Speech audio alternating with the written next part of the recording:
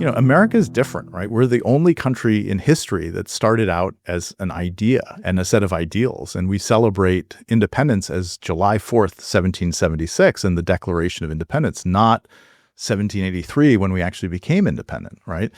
And the Declaration of Independence, 1776, is a super important year, not just for Americans, but for people, because nothing like that had ever happened before, right? We take it for granted now, but this idea of subjects becoming citizens, that's a really big deal, and it got people to put their lives on the line to reject the idea that their rights were granted to them by other people. America is the only country that started as an idea. And that's the brand we've got to reclaim. The American brand has been in decline for years. Perceptions of the United States from inside and outside of the country were bad, and they're getting worse. Yet, the assets we need to turn things around are everywhere. The ideas are everywhere. They've just been distorted and manipulated for cynical political gains and media profits. Do we want to be manipulated? Some of the most effective political campaign messages of the last 20 years have been the most corrosive and the most manipulative. Designed for scrolling below cable news or for mindless repetition in social media comments, they tap into our reptilian fears of falling behind, of failing to survive. Too rarely do they offer the kinds of ideas and hope that were so present in our founding documents. By contrast, the West Coast brand isn't nearly as strong as the American brand, but it's rooted in hope and in spreading hope to more people. We live in a place that centers new ideas and reinvention, not because we have it all figured out, but because we don't, and we believe in our abilities to get after the hard problems when we roll up our sleeves. We could be the fullest realization of the dynamism America's brand promises. So coalescing around a West Coast brand is a good way for those of us who live here to face dark times while the federal government inexplicably reverses progress. Investing in a dynamic West Coast brand could also flow west to east and reinfuse the American brand with big thinking and common purpose. Today we're talking about branding. The American brand, the West Coast brand, the Republican and Democratic Party brands. Branding is about infusing symbols with shared meaning to create shorthand for beliefs. Simplifications our individual brains and our collective conscience need to know how to act and what to trust.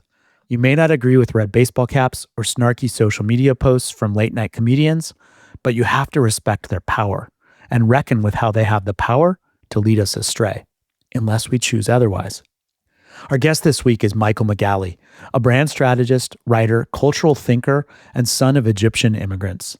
In a conversation that spans vending machines, George Washington, and civic trust, we talk about what brands really are and what makes the American brand so precarious. We also talk about reclaiming our national brand by developing a new kind of patriotism, rooted not in shallow performance, but in meaningful participation. This is Pacific Time, where we ask the big what-if questions shaping the future of the West, and perhaps rippling out from our laboratory to reshape the country. I'm Greg Ammerfell. First things first, I asked Michael Megalli to define branding. It's a difficult question to answer, I think, primarily because we're so inundated with commercial brands, right? We live in obviously a modern, consumer capitalist society. And so we're walking around with thousands of these things in our heads all the time. And they're some of the most recognized, they're billions of people, right? The majority of the people in the world can recognize Coca-Cola instantly. And so what I'm arguing in the book I'm working on, Brand New World, and then also in the newsletter and my other writing, is that we have to understand that brands are more than just commercial assets, that they've sort of been the foundation of human culture, right? They're shared symbols and meanings that endure over time. And so they're the building blocks for human culture, not just cultures, but economy, government, faith, society, and that we really are brand creatures. But it doesn't really answer your question, I guess, because you asked what is a brand? And I think, a brand is a container that holds shared ideas and shared beliefs and understandings. And that the power of that is that they're not objective, right? It's not like Mount Rainier or, so an objective reality like Mount Rainier, or a subjective reality like my memories about my childhood, but they're intersubjective, right? They are real because they exist between individual people, and not just individuals, but again, millions or even billions of people. And that connection is super powerful because we have emotional attachments to brands and emotional connections to brands, because they influence not only what we think, but how we feel and what we do. Because the way that they work is that brands not only identify things out in the world, but we start to use them to identify ourselves, right? And so we use brands in a personal way to inform our sense of who we are, and then express who we are to other people. But again, they're not just commercial. Like, I think everyone hears brand and they immediately think about Starbucks and Nike and Apple and all of these brands that are in our lives. But, first they're cultural, right? And so countries are brands, right? Japan is a brand, Norway is a brand, but even continents are brands. Like Africa has a different brand than Europe does.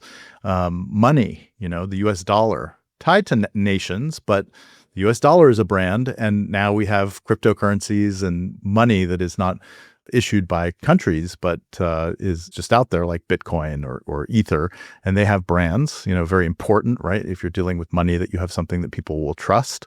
And people, Elon Musk, a divisive brand now, or Taylor Swift, so people are brands. And religions and mythology, Thor versus Buddha, right? We have a lot of brands in religion and faith. So to really understand what they are, I mean, it was kind of a long answer to your question, but we kind of have to zoom out and look at that really big picture to truly understand what they are and how they work. I mean, I think what you were saying in part is that brands exist because human brains need symbols and ideas to kind of lock in on and help make sense of the world. I'm interested, though, also in what this concept of kind of brand strategy and brand management is, because lots of people now very consciously manage their brand. What is that? So, I mean, I've spent my career, 25 years in brand strategy, and I think the work of brand is very distinct than advertising, right? Actual brand strategy, it's always the work of figuring out what is true, because any group of people that come together, any organization that comes together, has certain fundamental truths that are in it. These animating truths that are specific to the history of, let's say in terms of a company, right? The history of the place, the culture of the place, the personalities, the value and values of what the organization does. And so the brand strategy is really the process of understanding what those truths are, figuring out what are the truths that matter the most to the customers or other constituents or stakeholders that you're trying to address, and then figuring out how to tell the story about that brand, about those truths, in a way that helps to position that organization. Could be a company, could be a country, it could be really anything in people's minds. And that's different. Japan, I mentioned Japan as a brand before. Japan does not have, I mean, they may have a group that does marketing in terms of, encouraging tourism, or in this case, in the case of Japan today, maybe discouraging tourism. But they don't really have a marketing department, right? They are an example of it's an example of spontaneous order that evolves, like the same way language evolves, right? We don't have a central planning committee that figures out how the English language is going to evolve. The English language evolves because people use it, and in the context of people using it, it's formed, and cultural brands exist in that way. So there's sort of two different things, right? Brand strategy is the conscious effort of generally corporations, but it could be people, it could be countries, it could be other organizations, nonprofits, foundations, et cetera, to figure out who they are, right? And why they matter in the world, and then articulating that in a way that is going to be credible to the people that they're trying to reach. All right. So let's bring this kind of theoretical background of branding to something that's very much on your mind, on my mind, on the minds of many people in the country right now, which is the brand of America. And I'm interested in your sort of general assessment of where that brand is right now. But maybe by way of getting into that discussion, Could you contrast the brand of, call it, post-World War II America to the brand of right now? Post-World War II America was a very different place, right? And the people who, the Americans who lived in post-World War II America were very different people who had a very different set of experiences than obviously Americans today do. And coming out of something as massive and catastrophic and devastating as the war. And also before the war, we also had, the Great Depression, which was an economic catastrophe that lasted for a long time. So I think that people coming back from after World War II, there was a real feeling of relief and cohesion and unity. And it led to this massive economic boom, right? That you had basically until, from 1945 until basically the 70s, right? You had this enormous boom. And so people wanted to get back home and start making babies and start making some money. America today is a very different place. I mean, I think that we had our own kind of catastrophe with COVID. I think one of the things that I'm, a bit obsessed with is the fact that we really are living still under the shadow and the sort of reverberations of COVID. And I think a lot of our kind of current situation is a result of the pandemic and the disruption of the pandemic, but we're kind of in this, post-traumatic society that hasn't really, people just want to forget about it and they don't want to think about it. And so there's a lot of denial about what actually was. And I mean, I'll talk in a bit about the trust, the crisis of trust we have in the US, but I think it was already there, but I think it was really exacerbated by the pandemic. Go further, break that down. What do you think COVID has done to the country, and how does that then ripple into the American brand? There was a lot of trust that was destroyed in COVID. I think that basically people who looked at the way, the response to COVID and kind of, I think that there's a reckoning of how society shut down during the pandemic. And I think that there's broadly a recognition that that probably wasn't the right way to handle it.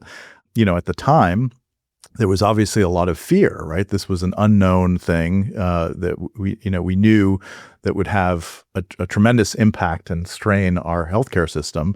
And so, shutting society down in the way that it did, I think was, seemed like the right idea, even though in hindsight, maybe it could have been handled a little bit differently. And I think that has had a tremendous impact on trust in institutions. And, I think that the economic impact of COVID was tremendous. I think that, the stimulus that we had and the inflation that resulted from it, I think really set us back economically. I think that things like the, in the area that I'm really focused on, the CARES Act and PPP, a lot of that, the way that was done was not particularly well managed. But really, I think it's just this trust issue. And then there's just the, people's individual feeling of, well, I lost, 2 years of my life, and particularly with, kids who were in school. I mean, we're both parents of, kids who were, school age during the pandemic, and they really, kind of got a raw deal. And they, we see that now in test scores and kind of the fact that people really had a hard time coming back from that. And then socially, I think that there was a tremendous deterioration of just the social fabric. We already had a loneliness epidemic, but I think that there's a feeling that people are having trouble coming back from that kind of isolation. I appreciate you bringing up the subject of trust. I mean, obviously that's such a critical component of branding.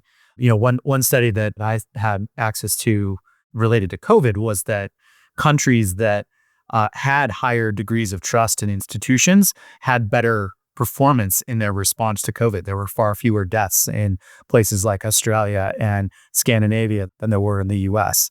And that obviously predates the pandemic. Like, distrust of government was already there. I think COVID just concentrated those feelings, and a lot of judgments and decisions made people very resentful. And also, I think it highlighted the interesting relationship Americans have with their government.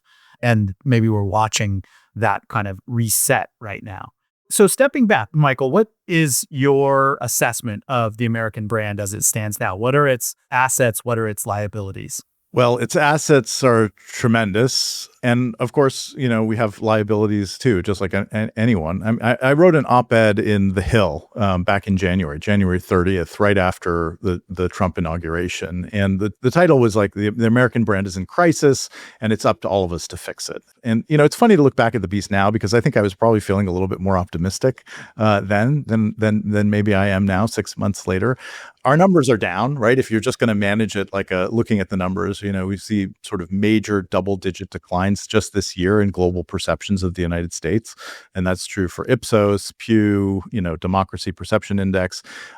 We see declining rates of international tourism, which isn't surprising, but those are down about 25% from their peak a few years ago. That's a loss of billions of dollars. But almost more importantly, domestically, just among Americans ourselves, there's this longer term malaise. People feel that the country is not on the right track, and that's not a Trump thing. That's a longer term thing. That's consistent no matter who's in charge, right? There's, obviously the polarization and this feeling that we're kind of stuck in this kind of cold civil war, and that people are moving apart and don't trust, don't trust, the other side. But I think that the polling numbers aren't the point. I don't think you can think about the American brand, because those kinds of changes are going to happen. And when you have something like the United States with our history and everything that is true about the US, those kinds of fluctuations aren't really the point. And the important thing is to think about what I was saying before, right? Brands not only influence what we think, but how we feel and what we do, how we act. My hope is that we're in a moment in time when we may be able to use our brand to get us through this difficult period in our history, right? So next year, the country is going to celebrate its 250th birthday.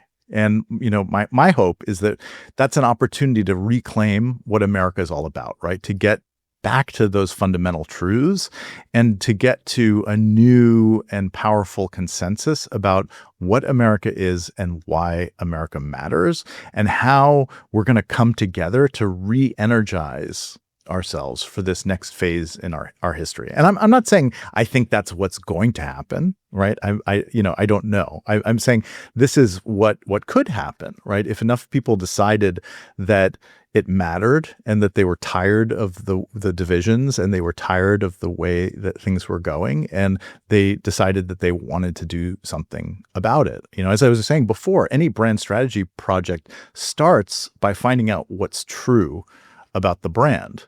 And, with America, it's no different, right? I mean, I love the United States. I believe in the United States. And I inherited that from my parents, who were immigrants from Egypt, who came here in the 60s. They married young and they decided they wanted to emigrate, but leaving Egypt was not easy at the time. They didn't have a lot of money. They didn't speak much English. They had no connections. My dad was a surgeon, which would make it even harder to leave. But then, they had an opportunity. He got permission to go to accompany my grandfather, his father-in-law, to Houston, Texas, where he was having heart surgery. And, my dad always told this story. He got to JFK and he saw a vending machine, and you could put in a dime in the vending machine and it would serve a cup of coffee hot any way you liked it.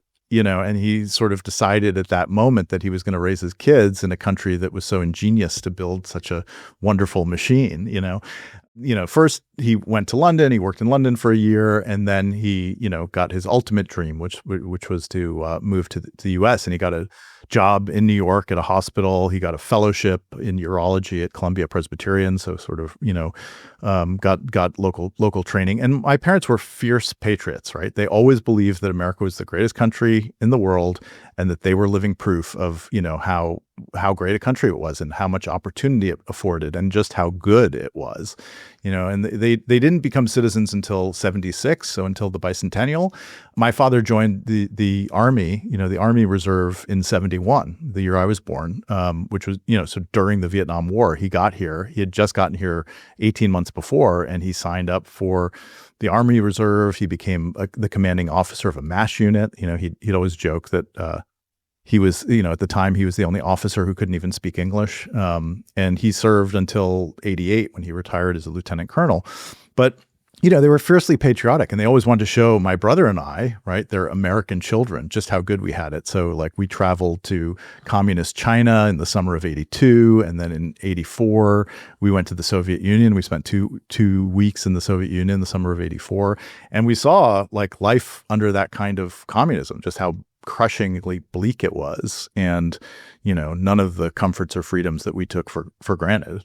So they really wanted us to understand that. But I think that was maybe a bit of a tangent. But the fact is that when you look at the truths of America, and you asked about the assets, America is different, right? We're the only country in history that started out as an idea, and a set of ideals. And we celebrate, independence as July 4th, 1776, and the Declaration of Independence, not 1783 when we actually became independent, right?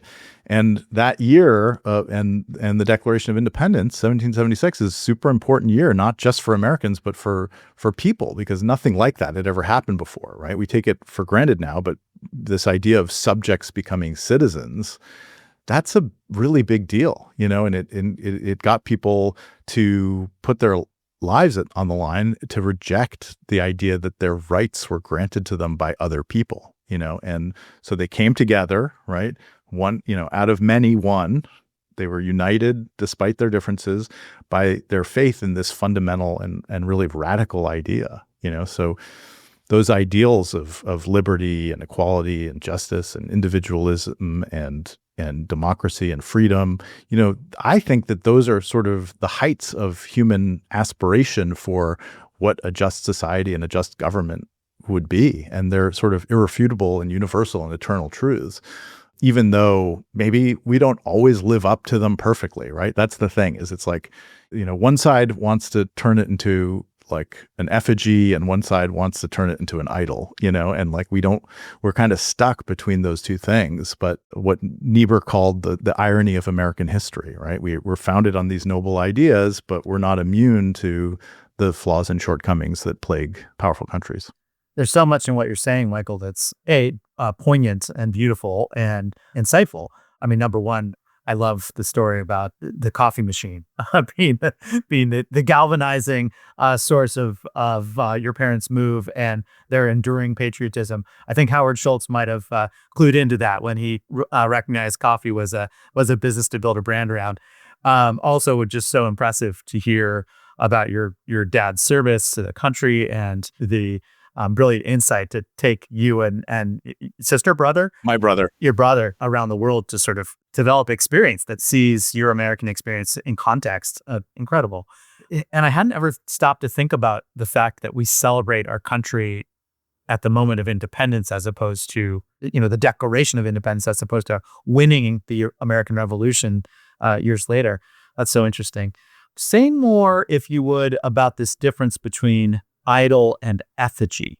If we're going to look at it in terms of left and right, I think that there's a lot, particularly you look at the MAGA and MAGA and the trappings of MAGA, and it really is this kind of very, the trucks going down the highway with the American flags on the back, and it's this very ostentatious showing off of the symbols of the brand in a way that it's really, I think that they've really claimed the symbols of America.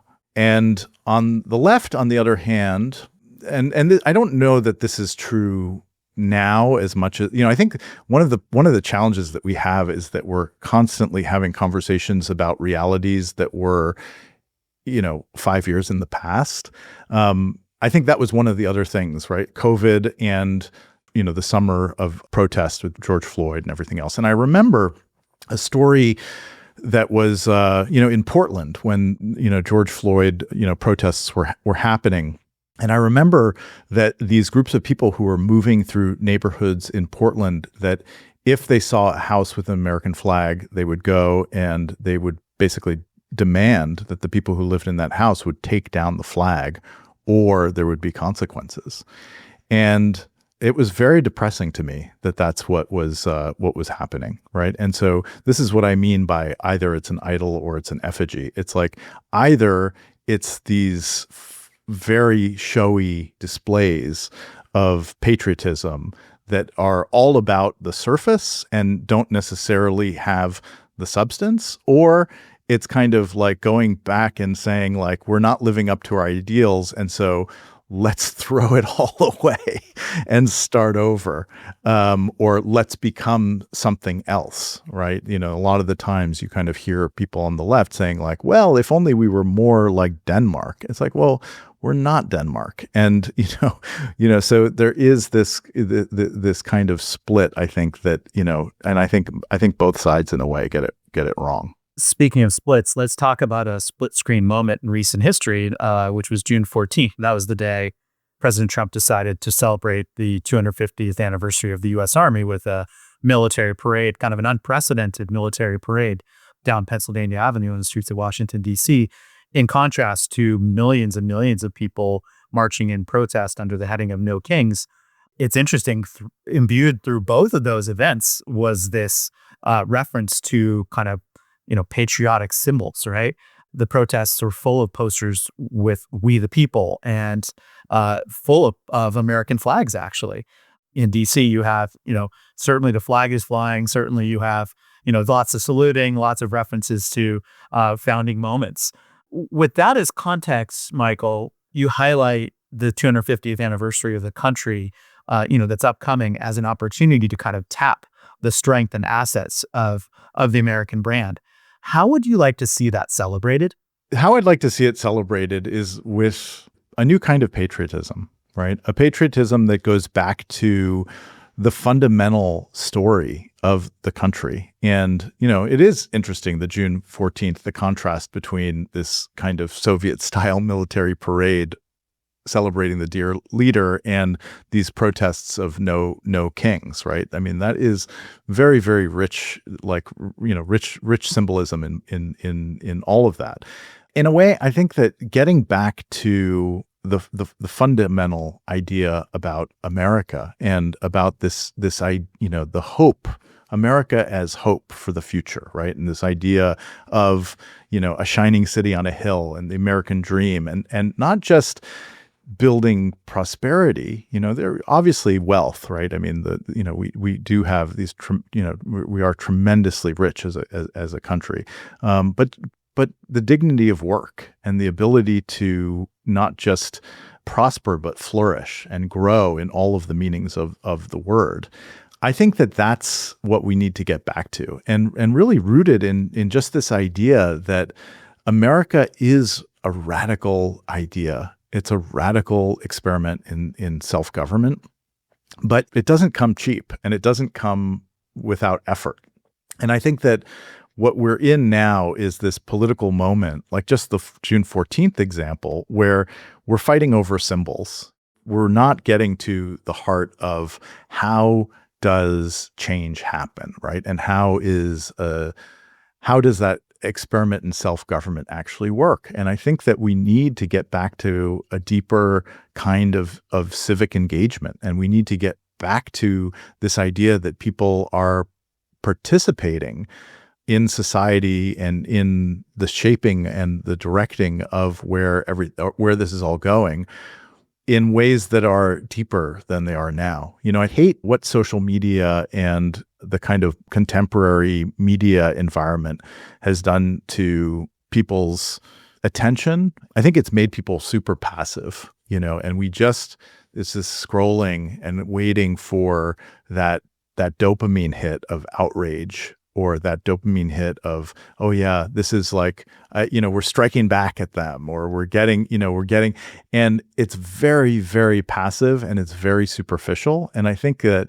if we could get back to an idea of engagement, like I love the conversation you had with Nicole Trimble about national service. Like that's the kind of engagement that I think that we need to get back to, and really, de Tocqueville, right? This idea of like the spirit of association, right? De Tocqueville came to the United States, and what he saw was that people would come together to do things and to make things and to solve problems.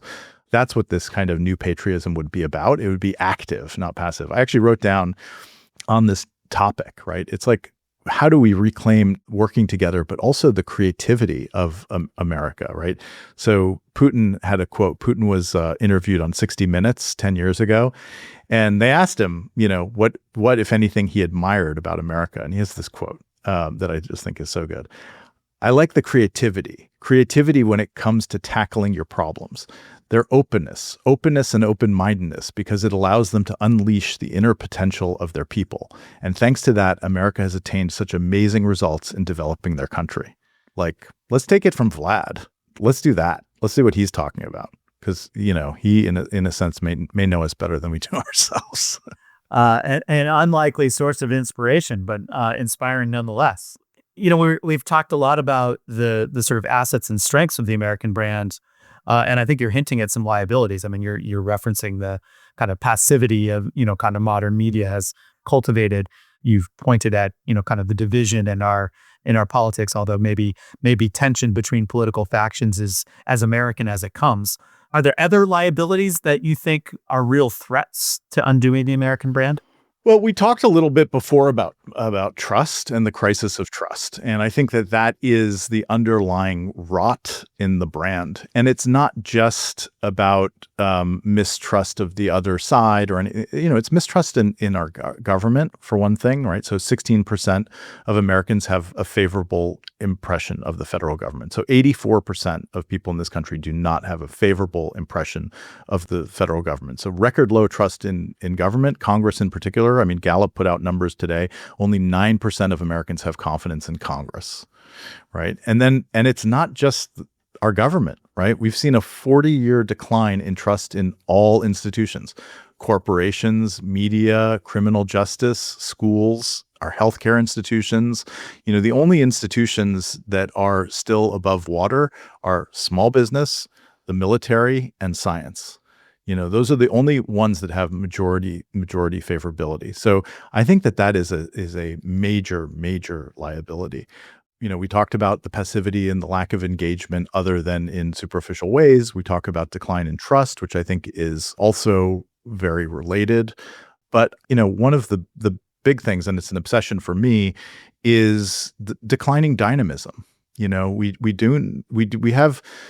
We've seen since, basically since the late 70s, declines in dynamism. So what I mean by that is, we're sort of stuck in this stasis where we have incumbents have power and they're kind of unchallenged, right? And so there's not a pathway for new ideas.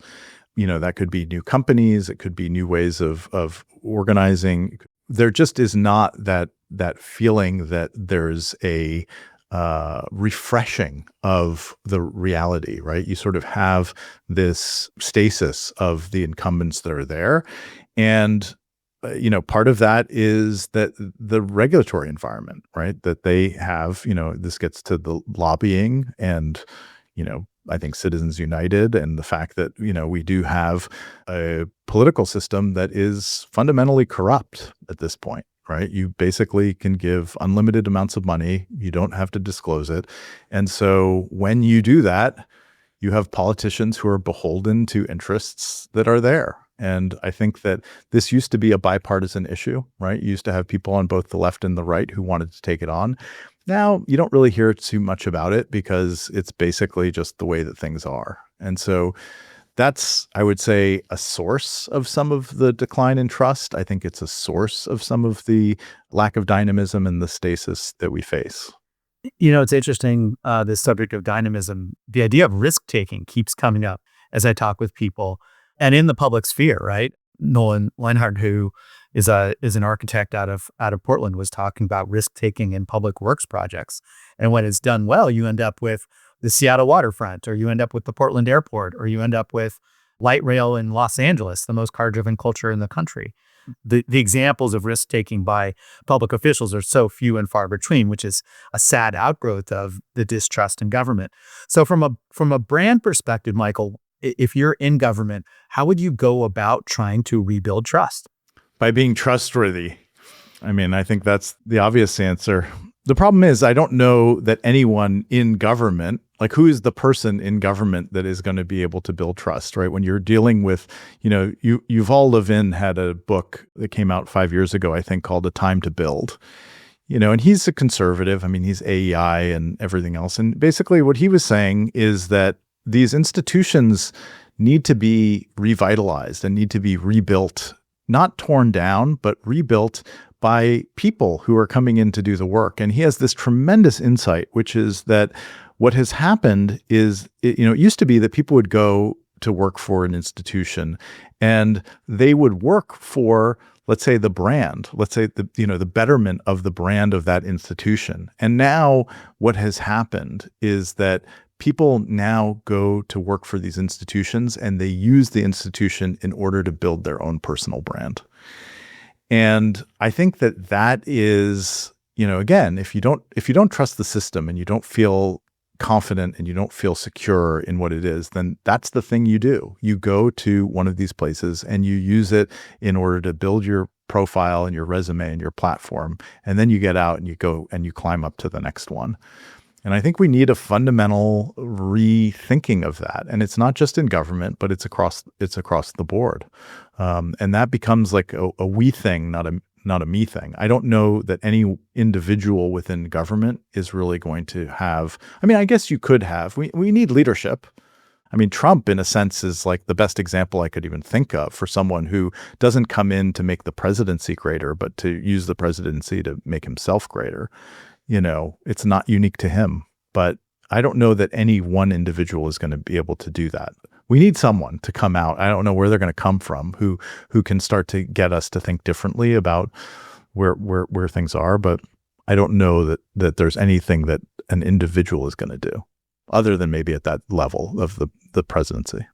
From my perspective, the best thing that's happening under the Trump administration this time around is demolition, which perhaps unlocks a lot of new potential for dynamism. Of course, it's doing real damage in the process and damaging people and institutions that we really rely on. It comes with real costs. An example that jumps to mind of what you're just describing, maybe even a kind of a case study, is Governor Gavin Newsom of California, who I think, from my perspective, has been one of the most effective fighters against the demolition of the Trump administration. But it's also completely obvious that with his podcast and with his visits to South Carolina, he is using this time as governor of California to start his campaign for president. What's your read on the sort of pros and cons of Gavin Newsom's strategy at the moment? I don't know enough about Gavin Newsom to really say anything about it. The thing about this moment is that I'm not a political person. I'm writing about this stuff and thinking about this stuff under duress. For the most part, I'm not that political. And I've become more, I'm definitely keeping an eye on it because I'm concerned about what is happening and I want to be more involved, but I'm a lifelong independent. I've never been a member of either party. I've always considered myself a centrist, although I'm probably actually relative to everything that's going on. I'm, probably a little bit more left than I would have considered myself, but I don't follow things like certainly not California politics closely enough to remark on Newsom. Let's tap into your kind of political neutrality. What's your perspective as a brand expert without a horse in the race on the brands of the Republican and Democratic parties in these moments? They're not doing well, neither of them. Right. So, a third of Americans have unfavorable view of both parties, and then 60% are unfavorable about Republicans and 60% are unfavorable about Democrats. So neither of the parties is seen in a positive light, but they are sort of negative in different ways. The Democrats are seen as kind of weak and woke and elitist, and the Republicans are seen as kind of rigid and extreme and increasingly cult-like under Trump.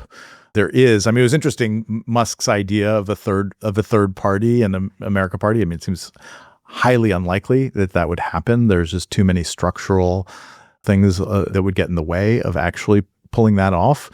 But the two-party system is exactly an example of the lack of dynamism that we were talking about before. These are it's a duopoly that is frozen.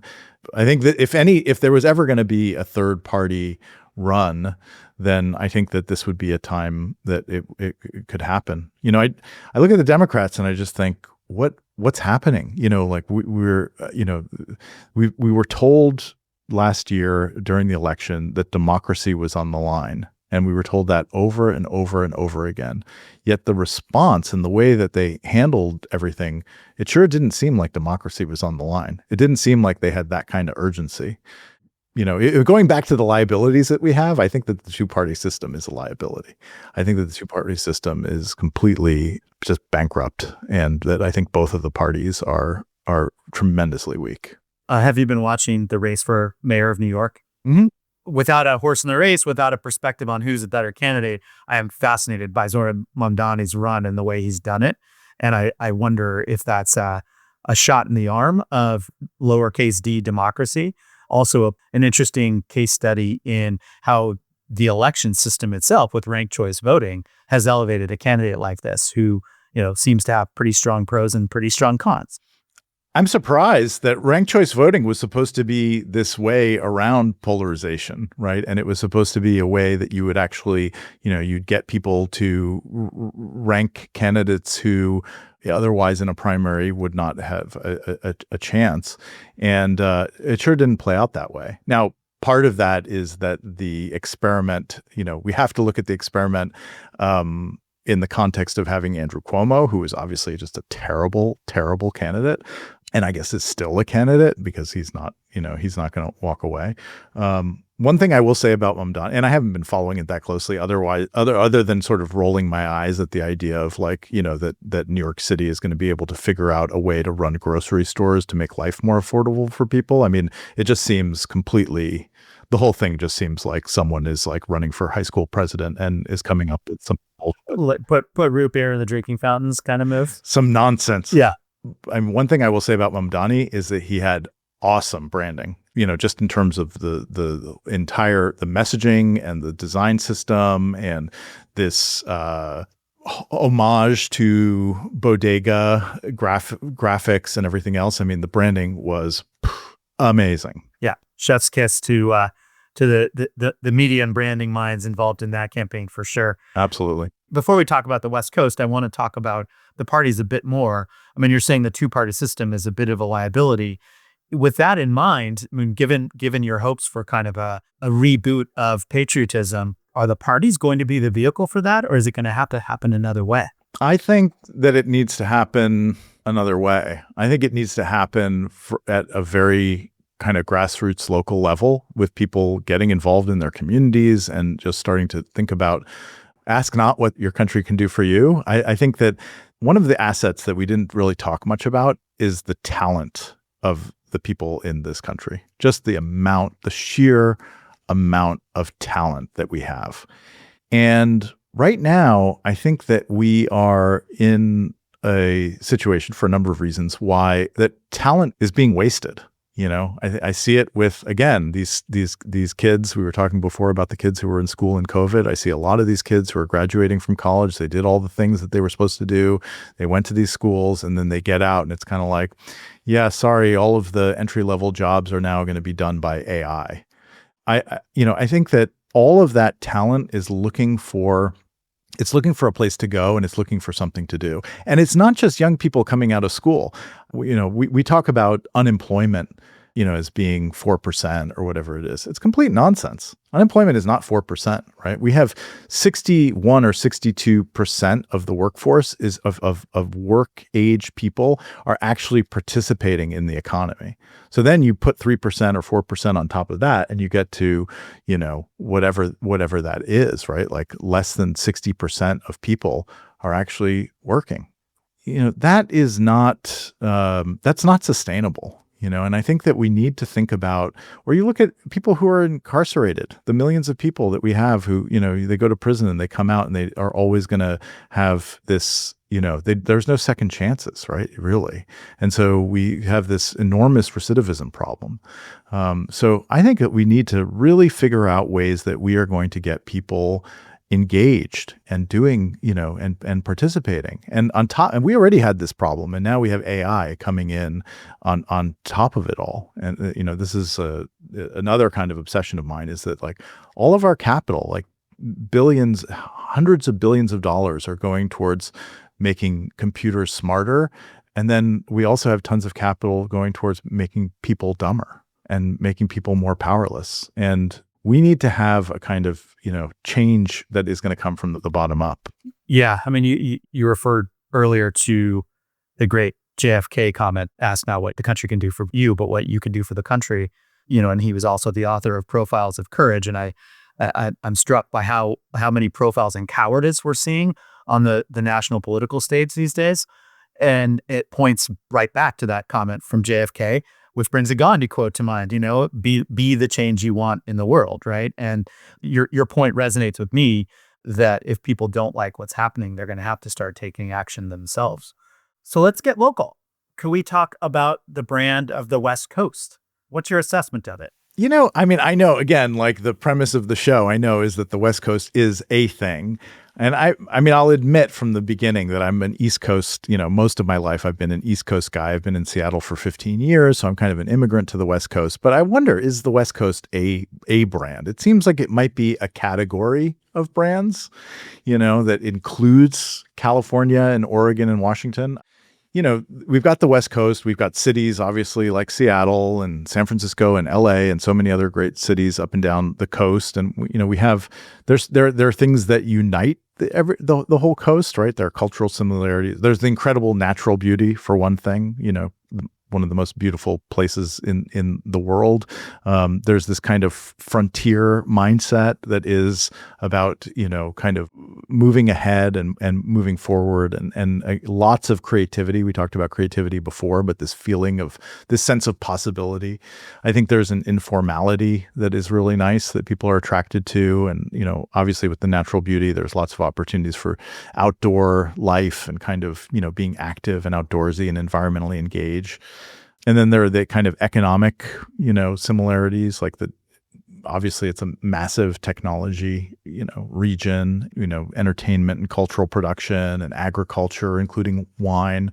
Those are kind of the assets, I think, of the coast. But it's also obviously become, and I've seen this even more just in the last 15 years since I've been here, it's just very expensive, right? And kind of, elitist because of that. And the cities are frankly a mess. You turned me on to the Blue City Blues podcast, which I have been enjoying. I think that this unbelievable crisis of homelessness that goes from Bellingham to San Diego, and every single city that you go to has this problem that just seems intractable.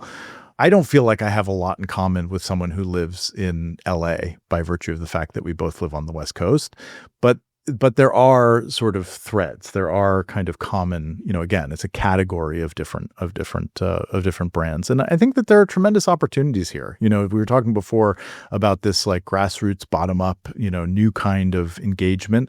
And there are tremendous opportunities for that on the West Coast. And I think that is the premise of Pacific Time. It's the premise of what you're doing here. The creativity and talent, is tremendous.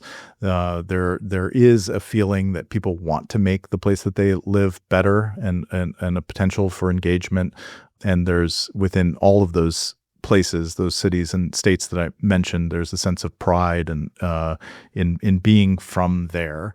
And I think that, what I would like to see the West Coast really embrace, and it might cut a little bit against the native, kind of natural tendency of the place, is a focus on human-centered innovation, right? Social innovation and breaking out of this technology-focused idea of innovation. And it's hard when you have Microsoft and Google and Apple and Amazon and, every single tech company is clearly based here. I think that this technological, like a sort of single-minded, technologically focused idea of innovation has really got us in a bind. And I think we need to start thinking more deeply and more realistically about how we're going to get social innovation and human innovation, how we're going to deal with some of the very human problems that we have, rather than just trying to engineer our way out of everything.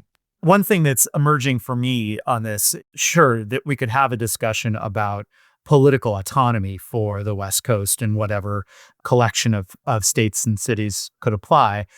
But I think the heart of this discussion is really turning into a focus on sovereignty, which is really about saying, how could we make this place that we love, that is so special, that has so many assets, stronger for ourselves, as opposed to stronger for the purposes of fighting a politician on the East Coast, or or just going, like fighting for an extra dollar out of DC.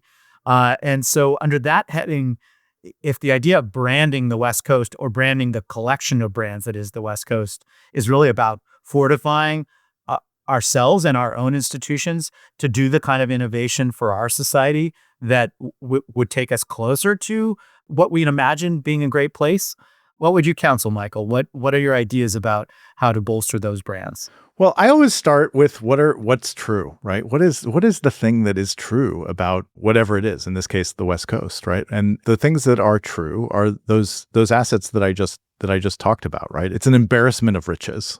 I could say the same thing about a lot of regions of the United States. I think that there is this feeling that we all have so much that we're playing a really strong hand, let's say, right?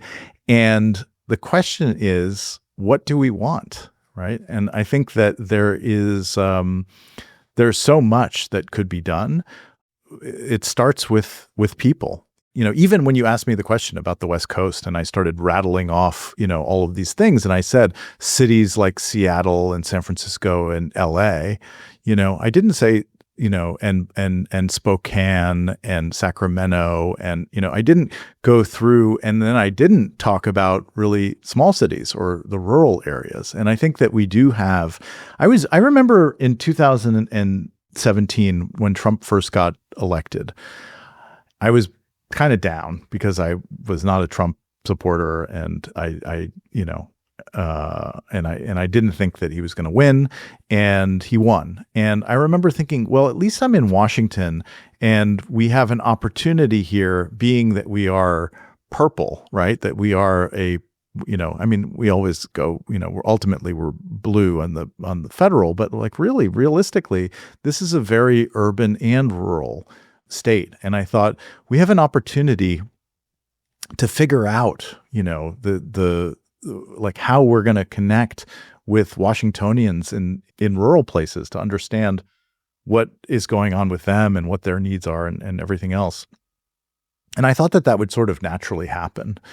And I don't see that happening. I mean, I see, people, there are pockets, right? Like Marie Gluesenkamp Perez, I think is really very interesting in that she can talk to people in the cities in a way that they understand, but she is representing her base and that district is very rural and very Trumpy and very, different. And so I think that, starting with people and where people are and what people's needs are, and starting to get back to figuring out how we're going to actually solve some of the deep-rooted problems that we have. And that is, again, the talent glut, and the fact that we do have so much talent here, I think is one of the tremendous advantages that we have.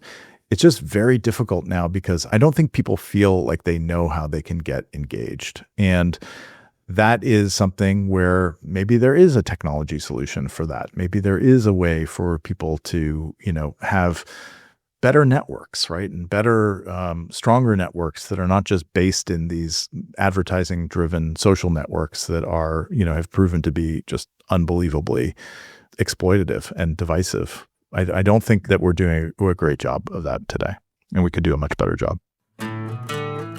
Michael Megalli reminds us that brands aren't just logos or slogans, they're shared stories. And America, at its best, has always been a story.